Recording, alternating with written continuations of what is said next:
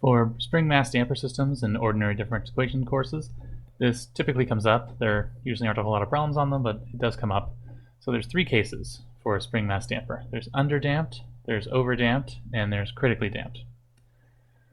So the cases are separated by the imaginary root case, by the two repeated root case, and the two distinct real root case.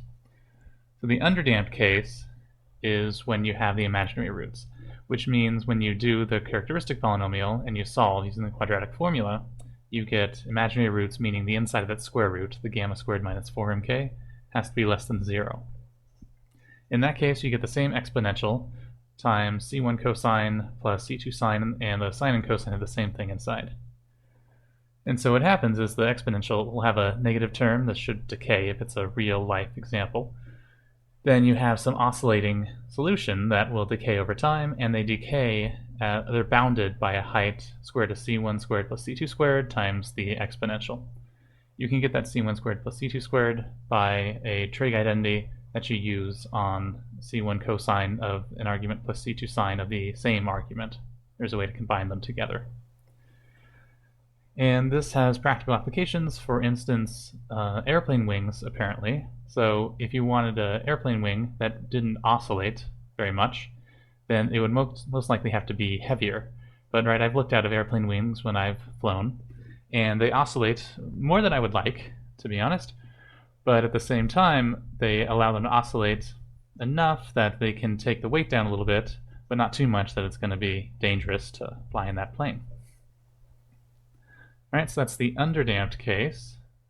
Then the next one is the overdamped case. So this is the two distinct real roots case, and it's actually desirable in systems where overshooting could be disastrous. And so a practical example is like a large and heavy door, and that has a built-in damper. And you've actually seen these. They're the doors that open quickly but then shut really slowly. And there's a little rod going into a cylinder, and that's called the damper.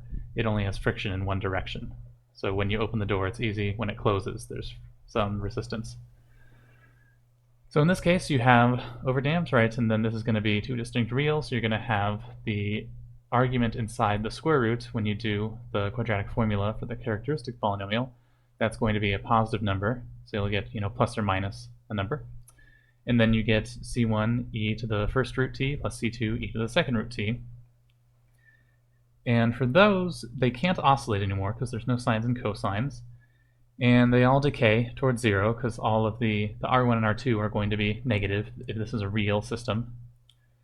And you can cross through the axis once, but that's it, and then you'll go to equilibrium eventually.